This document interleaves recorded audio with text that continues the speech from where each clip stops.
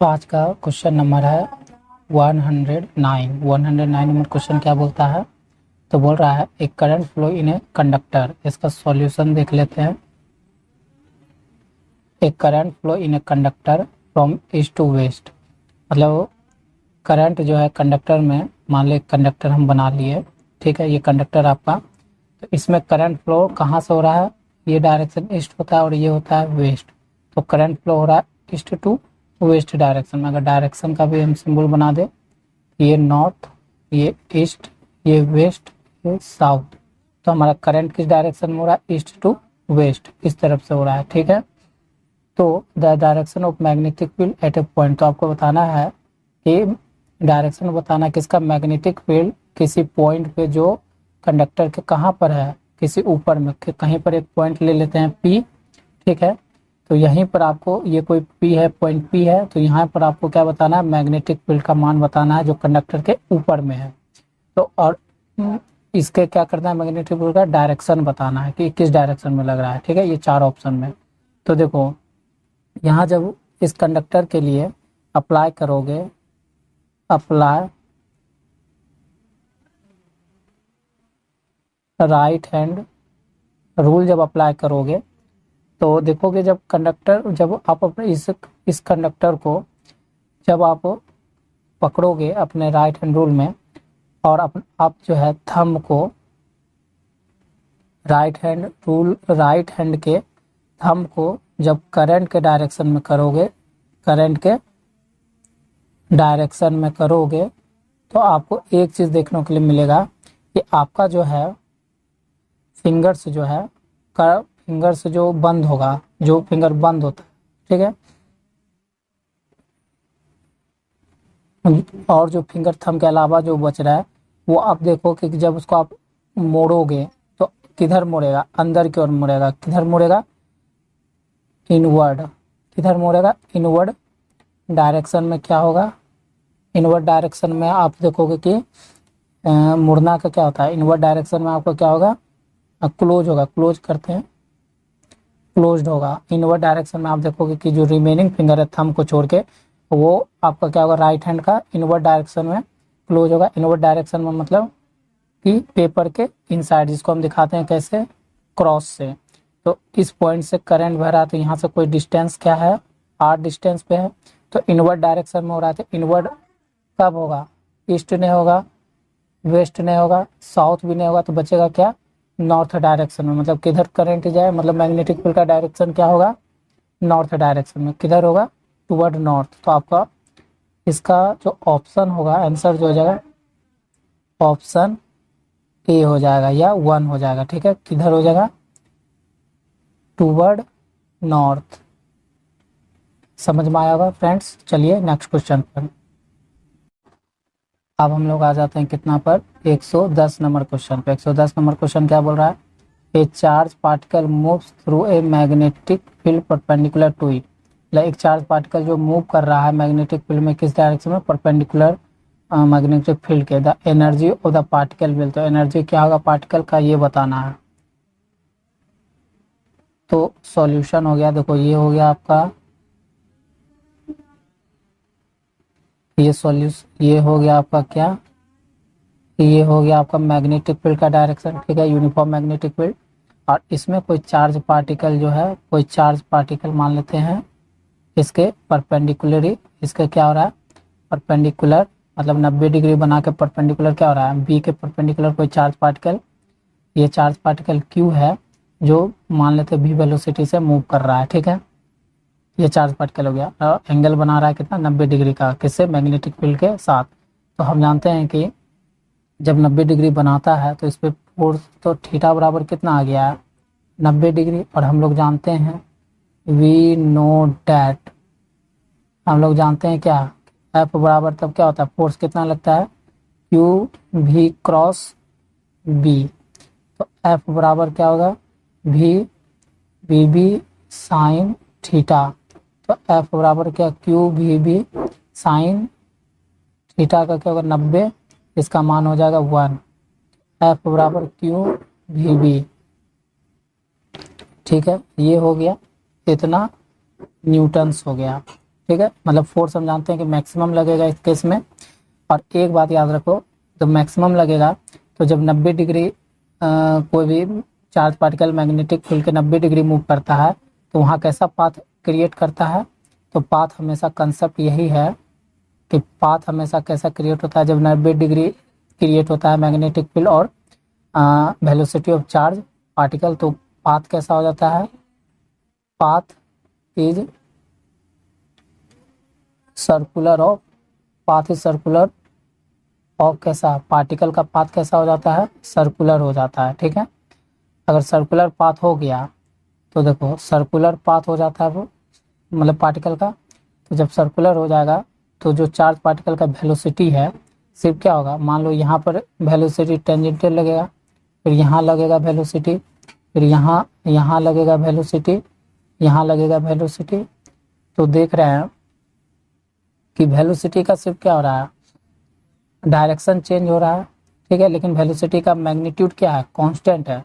यहाँ पर याद रखिएगा, यहाँ पर लिख देता हूँ मैं, वेलोसिटी का क्या है, मैग्नीट्यूड जो है हमेशा मैग्नीट्यूड क्या रहेगा, कांस्टेंट है। ठीक है, मैग्नीट्यूड कांस्टेंट है और वेलोसिटी का क्या हो रहा है, डायरेक्शन चेंज हो रहा है। डायरेक्शन क्या हो रहा है, चेंज तो हो रहा है, लेकिन यहाँ पर तो क्या लगेगा, अगर मैग्नेटिक फील्ड में तो हम देखते हैं कि यहाँ पर आपको लगेगा इस तरह से। जब हम बना लेते हैं तो यहाँ मान लो टेंजेंटली वेलोसिटी लग रहा है, यहाँ पर वेलोसिटी लग रहा है, यहाँ पर वेलोसिटी लग रहा है और यहाँ पर वेलोसिटी लग रहा है।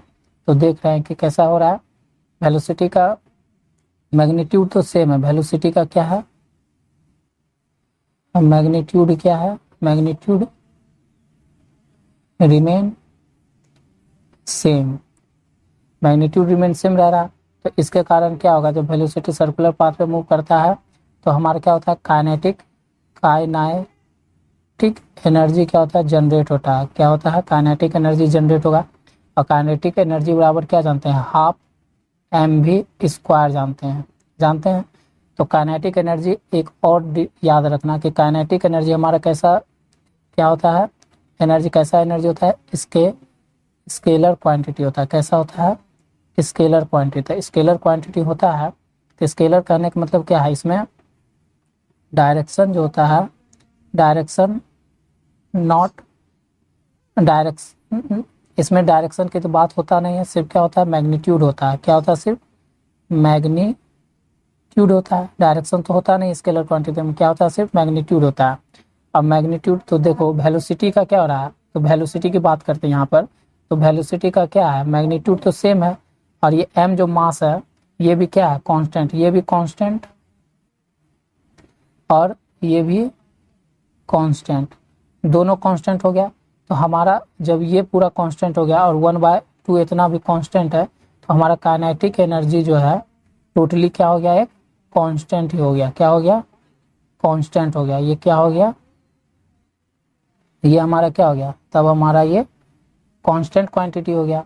तो हमारा क्या होगा, ऑप्शन देखेंगे तो एनर्जी पे क्या प्रभाव पड़ेगा, तो एनर्जी रिमेन अनचेंज, एनर्जी क्या रहेगा, अनचेंज रहेगा। ऑप्शन थर्ड राइट हो जाएगा, एनर्जी क्या रहेगा, रिमेन अनचेंज। समझ में आया होगा दोस्तों कि इसका सवाल का जवाब यही होगा कि कोई भी जब मैग्नेटिक फील्ड में जब कोई चार्ज पार्टिकल भी वेलोसिटी से मूव करता है 90 डिग्री पर तो फोर्स का तो मैक्सिमम फोर्स क्रिएट होता है।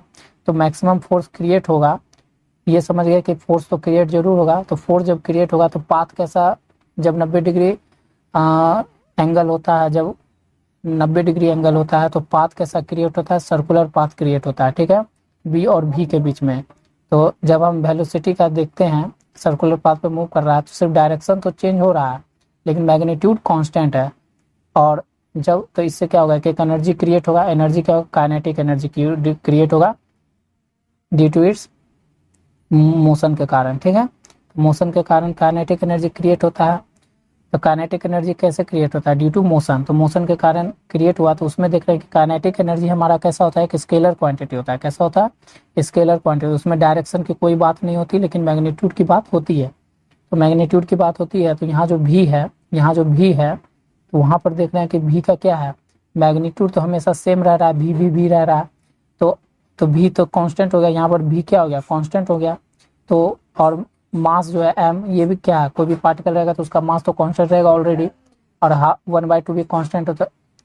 टोटल जो एनर्जी, मतलब काइनेटिक एनर्जी जो जनरेट हो रहा है चार्ज पार्टिकल के द्वारा, उसको देख रहे हैं कि वो क्या हो रहा है, सर्कुलर पाथ पे टोटली एनर्जी क्या हो रहा है, कांस्टेंट हो रहा है। समझ में आया होगा, इसलिए हमारा ऑप्शन क्या हो गया, रिमेन अनचेंज, ऑप्शन 3 राइट हो गया।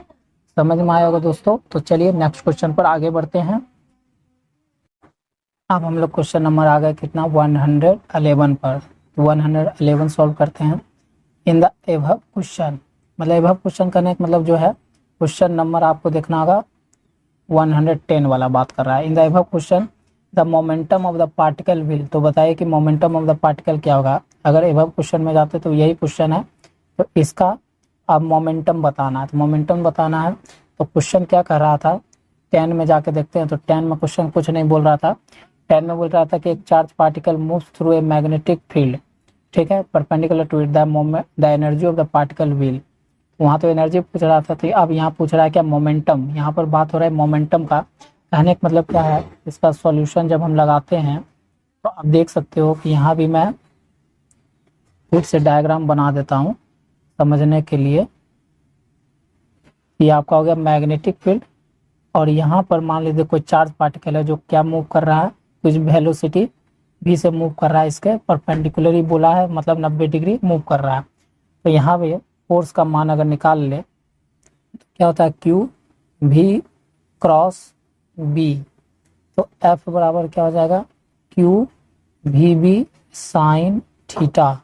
तो F बराबर क्या हो जाएगा, क्यू भी बी, और थीटा का मान कितना आ गया हमारा 90 डिग्री, तो यहाँ रखेंगे साइन 90, तो इसका मान कितना हो जाता है 1। तो F बराबर क्या हो जाएगा, क्यू भी बी। तो इससे समझ में आया कि यहाँ पे मैक्सिमम फोर्स तो क्रिएट होगा। जब मैक्सिमम फोर्स क्रिएट होता है और जब 90 डिग्री दोनों के बीच में लगता है मैग्नेटिक फील्ड और चार्ज के वेलोसिटी के साथ, तो हमारा कंसेप्ट फिर से वही होगा कि यहाँ पर तब पाथ कैसा क्रिएट होगा, path is circular for particle. Charge particle के लिए कैसा पाथ क्रिएट होगा, सर्कुलर पाथ होगा। कैसा होगा, सर्कुलर पाथ होगा। तो सर्कुलर पाथ बना लेते हैं, सर्कुलर पाथ क्रिएट होगा। यहाँ मान लो चार्ज पार्टिकल है, तो मान लो ये भी वेलोसिटी से मूव कर रहा है। यहाँ कोई चार्ज पार्टिकल आया तो ये भी वेलोसिटी से मूव कर रहा है। यहाँ चार्ज पार्टिकल है तो वो मान लो भी वेलोसिटी से मूव कर रहा है। यहाँ पर चार्ज पार्टिकल आया तो मान लो भी वेलोसिटी से मूव कर रहा है। तो देखने के लिए क्या मिल रहा है कि मूव तो कर रहा है, तो यहाँ पर वेलोसिटी का क्या है, मैग्नीट्यूड जो है, मैग्नीट्यूड क्या है, magnitude will be same, magnitude will be same बोलो या कांस्टेंट बोल सकते हो, ठीक है। लेकिन देखो डायरेक्शन क्या हो रहा है, डायरेक्शन देखो, डायरेक्शन देखोगे तो डायरेक्शन भी का अगर डायरेक्शन का बात करोगे, भी का अगर डायरेक्शन की बात करोगे तो ये चेंज हो रहा है। ये क्या है, चेंज हो रहा है, चेंज हो रहा है। तो हमको क्या पूछा, मोमेंटम पूछ रहा है। तो मोमेंटम के लिए क्या जानते हैं, मोमेंटम, मोमेंटम को हम दर्शाते हैं P से, ठीक है। तो मोमेंटम को हम रिप्रेजेंट करते हैं P से, और मोमेंटम हमारा क्या है, मोमेंटम इज ए क्या है, स्केलर की वेक्टर, वेक्टर क्वांटिटी है। आप लोग को याद होगा, फिजिक्स पढ़े होगे 10th क्लास में। तो मोमेंटम हमारा क्या है, वेक्टर क्वांटिटी हो। तो वेक्टर क्वांटिटी में दो चीज होता है, डायरेक्शन भी मायने रखता है और इसका मैग्नीट्यूड भी होता है, इसमें दोनों चीज होता है वेक्टर क्वांटिटी में, ठीक। तो हम देख रहे हैं कि जब सर्कुलर पाथ में कोई चार्ज पार्टिकल मूव कर रहा है, ठीक है, तो उसका देख रहे हैं क्या, वेलोसिटी का बात कर रहे हैं। तो वेलोसिटी का क्या है, मैग्नीट्यूड, मैग्नीट्यूड रिमेन सेम या कांस्टेंट, ठीक है। लेकिन वही वेलोसिटी का अगर डायरेक्शन का बात करें तो वही वेलोसिटी का डायरेक्शन क्या हो रहा है, हमेशा चेंज हो रहा है। क्या हो रहा है, हमेशा चेंज हो रहा है। तो मोमेंटम, मोमेंटम बराबर क्या जानते हैं, एम भी जानते हैं। तो यहाँ भी क्या है, भी वेलोसिटी जो है मैग्नीट्यूड तो इसका सेम है, लेकिन डायरेक्शन के कारण ये क्या हो रहा है, ये अब आपका कांस्टेंट मतलब सेम ना रह के या कांस्टेंट ना रह के क्या हो गया, ये आपका चेंजेबल हो गया। ये क्या हो गया, चेंजेबल हो गया, मतलब ये चेंज कर रहा है। और मास मान लीजिए यहाँ क्या है, कांस्टेंट क्वांटिटी है। तो मोमेंटम जो है p से जो रिप्रेजेंट करते हैं, मोमेंटम डायरेक्टली प्रोपोर्शनल v हो गया। तो v डायरेक्शन के कारण चेंजेबल है, तो हमारा मोमेंटम भी कैसा हो जाएगा, तो मोमेंटम भी हमारा चेंजेबल हो जाएगा। ठीक है, तो इसका ऑप्शन क्या हो जाएगा, राइट ऑप्शन हो जाएगा कि मोमेंटम क्या करेगा, इस केस में जब सर्कुलर पाथ पे मूव करता है तो मोमेंटम क्या हो जाता है, चेंज होता है। आपको इस सवाल का जवाब पसंद आया होगा, तो आगे बढ़ते हैं। ठीक है,